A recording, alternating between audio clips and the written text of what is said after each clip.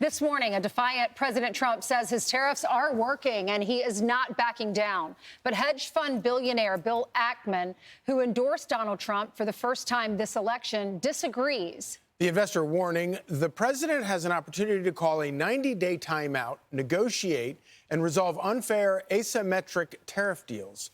We're heading for a self-induced economic nuclear winter, and we should start hunkering down. Yeah, it goes on for pages, but you get the theme. Joining us now is from the White House, North Lawn, Director of the National Economic Council, Kevin Hassett. Kevin, great to see you. Good morning, guys. You're great at explaining these things, but your response to an ally, Ken Ackman, saying that. Will you do a 90-day pause? Would you consider that? Or Bill, yeah, you know, I think that the president is going to decide what the president's going to decide. There are more than 50 countries in negotiation with the president. We've got the Prime Minister of Israel coming today. We've had a reach out overnight from Taiwan. And but I would urge everyone, especially Bill, to ease off the rhetoric a little bit. The fact is that say 10% baseline tariff is on what 14% of GDP. That's about how much trade we have, how many imports. And so 86% of GDP is affected by the deregulation and the tax cuts and everything else.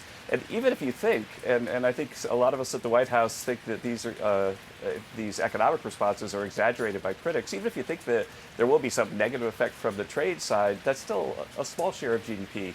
And so the idea that it's going to be a nuclear winter or something like that is completely irresponsible rhetoric. So obviously these are all things that President Trump ran an election on and won an election talking about, and he's been talking about it for a long time.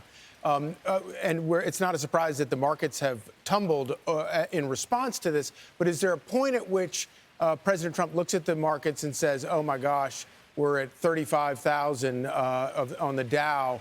This is too painful? The president has made it clear that this policy, he believes, will help American workers. And there's a reason why he believes that, because policies like this in his last term did help American workers. After really 2 decades of no real wage growth in the U.S., we got more than $6,000 per family after we had tariffs and tax cuts and deregulation. And so he's doubling down on something that he knows works. And he's going to continue to do that, but he is also going to listen to our trading partners. And if they come to us with really great deals that advantage American manufacturing and American farmers, I'm sure he'll listen. But in the end, it's President Trump that's going to decide when a deal is good enough. And I think it's interesting that so many countries are lining up. The final thing I'd like to say is that there's so many people that keep saying, oh, it's the American consumer that's going to bear this tariff, is going to make inflation go up and so on. But if you think about it, President Trump's view is it's these countries that are sending inelastic supply to the country, and so they're going to bear the brunt of the tariffs.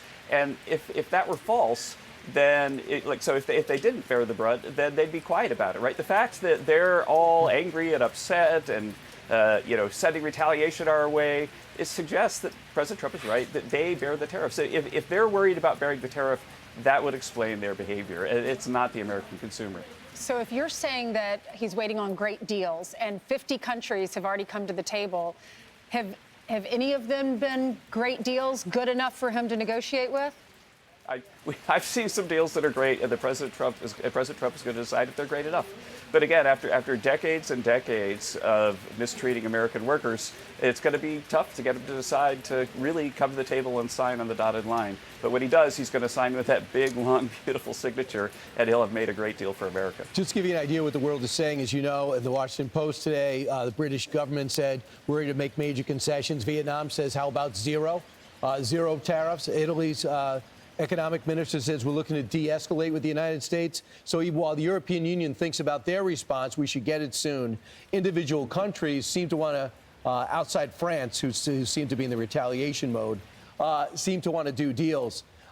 So Jamie Dimon puts out his letter quarterly, and everyone kind of looks at it because of the respect he has internationally and, of course, at home. And here's an excerpt. He says, the autocratic nations of the world and some of the non-aligned nations would like to see a fragmentation of America's economic alliances and a weakening of our global position. Our long-term strategic goals should be crystal clear: to maintain the cohesion and strength of the Western world, including their economies. If the Western world's military and economic alliances were to fragment, America itself would inevitably weaken over time. Do you agree with that? What do you take from that? Well, I am friends with Jamie, and I have a high regard for him. But here's what I think. I think that President Trump came into office with the biggest debt to GDP that we've seen in the U.S. ever since World War II. We've had absolute spending out of control, inflation out of control, and a collapse of the manufacturing sector with thousands, hundreds of thousands of manufacturing jobs going away. Villages and towns all around the country in despair. There are even books written about the deaths of despair because the manufacturing jobs are closed. And what we're doing right now is we're fixing that. We're fixing that with reduced spending, with smarter tax policy, with tariff policy, and it's going to make America have a bigger manufacturing sector, a bigger fiscal surplus or a smaller fiscal deficit, and a smaller trade deficit. All of those things make America stronger. If those things make America stronger, then obviously our influence around the world is going to go up as well. How influential would the U.S. be if it were bankrupt? Well, let me tell you, if we had 4 more years of Joe Biden's behavior, Joe Biden's policies, we probably would have been very close to bankruptcy. And that's why we're coming at it with everything we've got to fix the economy in the 4 years that President Trump has. So what do you expect to come out of today's meeting between Benjamin Netanyahu and President Trump?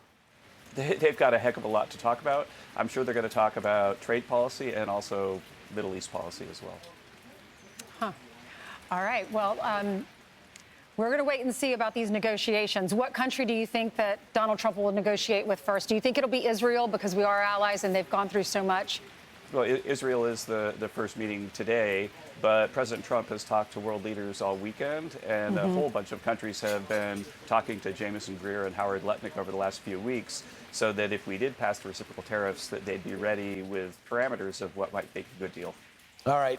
We'll see about China. That's the big one, and see what their reaction is going to be.